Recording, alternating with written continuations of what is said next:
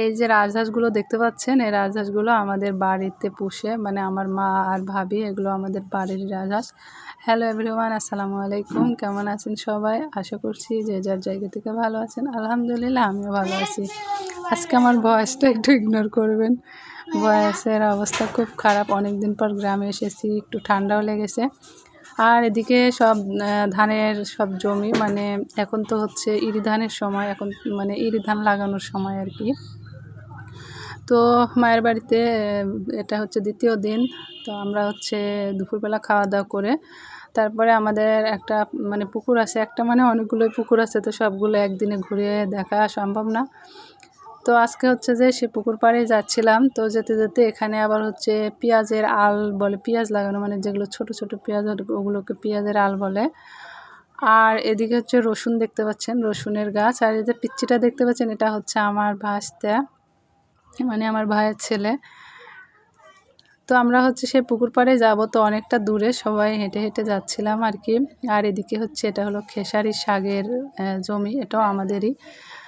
আর একখানে মানে খেসারি শাক বুনেছে, আর এখানে আছে হচ্ছে পেঁয়াজের আল আর রসুন বুনেছে।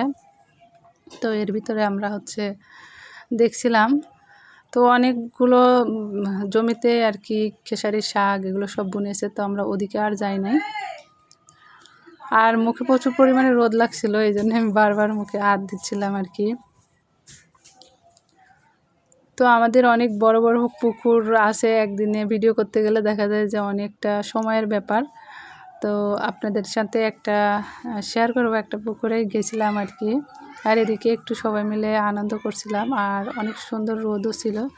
তো এদিকে আমি ফুলের হচ্ছে যে আর কি সরিষা ফুলের ছিঁড়ে আর কি কানে গুছছিলাম।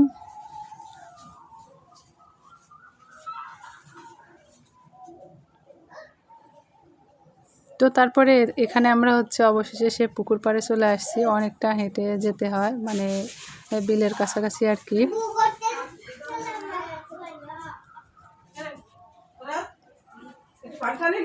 তো আপনাদের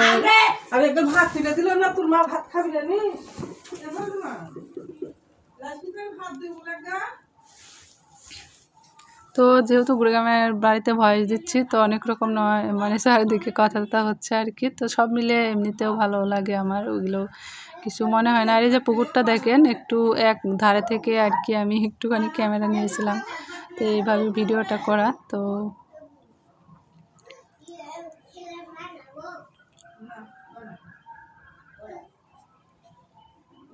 তারপর আমরা এক পার থেকে আরেক পারের দিকে যাচ্ছিলাম।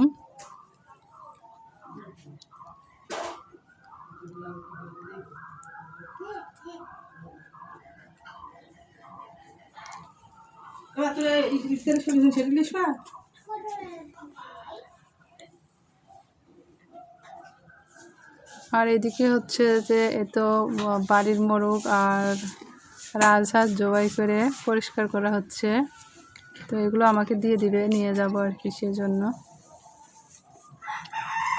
সকালবেলা আর কি ঘোড়ার থেকে ধরছে এগুলো মোরগগুলো, মোরগ আর হচ্ছে একটা রাজহাঁস। তো আমি একটু বসে যে মোরগ পরিষ্কার করছিলাম, আর এদিকে মা আর ভাবি হচ্ছে যে রাজহাঁস পরিষ্কার করছিল।